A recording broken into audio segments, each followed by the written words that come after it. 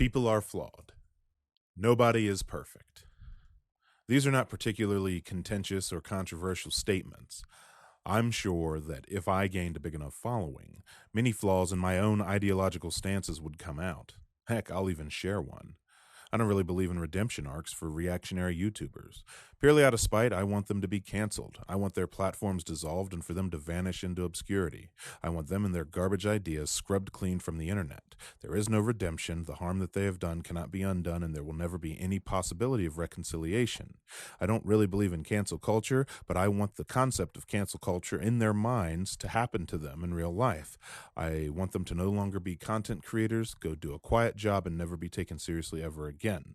If someone is expressing bigoted or hate-based views, then the world's better off without them. I got off on a tangent there. Perhaps I'll make a video about it. I don't know. Tell me in the comments. Anyway, my point being that that is a contentious view, and judging by the current discourse, many people would disagree with it. Throughout history, there have been several highly influential actors in the public sphere advancing leftist policies and taking direct action to do so. And all of those individuals were human beings, complex creatures with a variety of views. Some of those stances, viewed with a modern lens, we might disagree with. So in honor of Black History Month, and keeping in line with my leftist leanings, we are going to talk a little bit about communist, Quaker, openly gay, civil rights activist, labor organizer, and Presidential Medal of Freedom recipient, Bayard Rustin.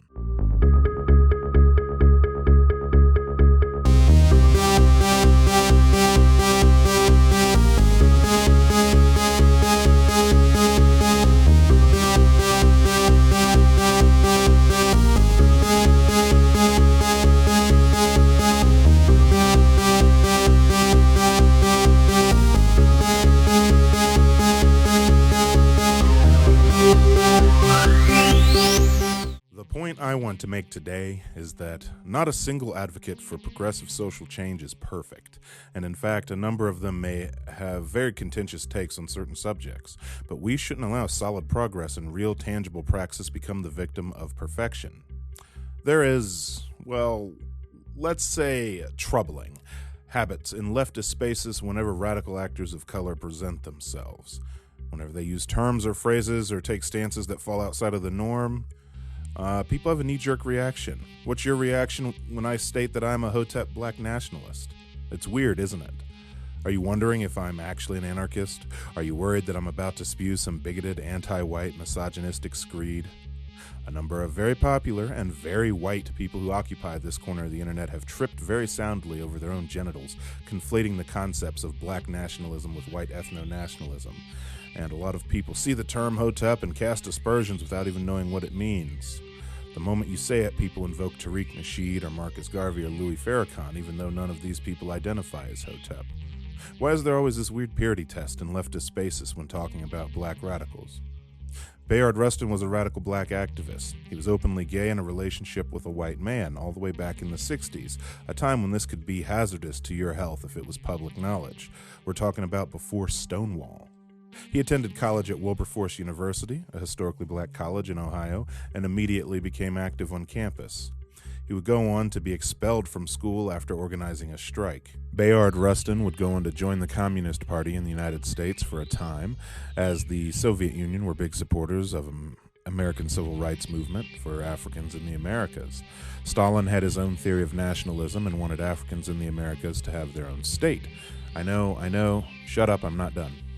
After Germany invaded the Soviet Union, Rustin would look beyond the Communist Party and seek out homegrown movements to aid in the fight for equality.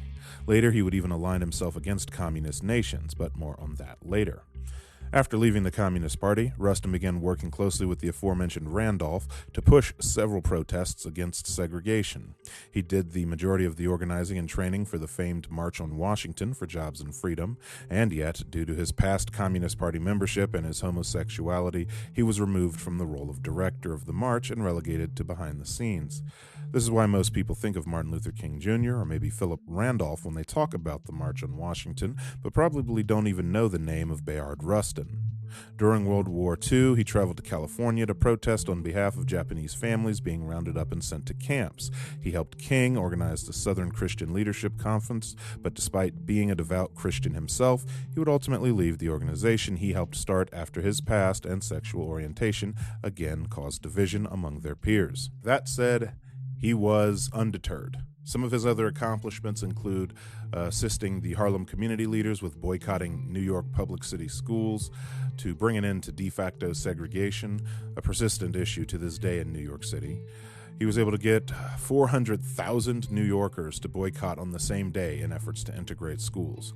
He would go on to fight Jim Crow-era policies in the South as he got more involved with government politics. He would go on to become the national chair of the Social Democrats USA. And a common thread throughout his entire life was the constant, unending efforts in labor organizing. In his later years, he would also become a vocal gay rights advocate. So would you say that Bayard Rustin was a net benefit to the cause? Maybe you say yes. Maybe you say no because you know what I'm going to say next. Would you still consider him an asset if I told you that he supported Zionism and the defense of the State of Israel, largely because he had seen how Jewish people were discriminated against both in the United States as well as the Soviet Union, and felt a similarity between their struggle and the struggle of Africans in the Americas? He requested that the United States send fighter jets to Saudi Arabia to aid Israel in their war against the Arab nations. Would you think he's an asset if I told you that he openly supported the United States' involvement in Vietnam? What about a really hairy issue, like the Angolan Civil War? He supported apartheid South Africa's intervention in the war against Cuban and Soviet-backed forces.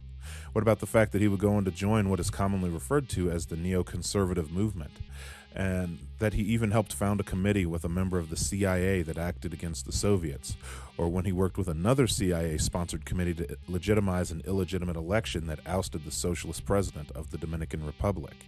He also believed that political strategies should be constantly evolving.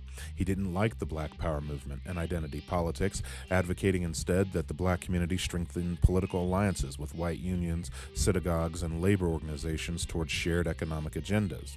His focus became the economic status of black Americans, and he shifted his focus away from identity and towards class, feeling that the greater movement should do the same. So I ask you, if he was here on YouTube, Twitch, or Twitter, what would you think of his political stance? Would you agree with him? Would you call him a rad lib? As I said at the beginning, people are complicated. Obviously, I don't personally agree with all of Bayard Rustin's views. I don't personally agree with anyone's political views, at least not all of them. We're all different people. We all have stances that might be considered contentious 20 or 30 years from now. Heck, we might have some views that are contentious in the modern era. Rustin had adversaries on both sides at times. Conservatives hated him for being a homosexual, draft-dodging civil rights activist. Many in the civil rights movement took issue with him because he was a pacifist, anti-communist who leaned towards allyship. Oh, and he was gay. I can't stress enough how little support gay men had in America back then. The lesson we can learn from this is that when we encounter a political ally or a comrade, let's first see if we can find a common ground before looking at each other's flaws. Thank you for watching. If you enjoyed the video, please leave a comment, and subscribe. Make sure to click the bell to ensure that you see new videos. Also follow me on Twitch, where I play games, give lectures, and work on music. Follow me on Twitter, where we can work together to make March Hotep History Month. And if you're so inclined to support the channel, I have a Patreon. Thanks again.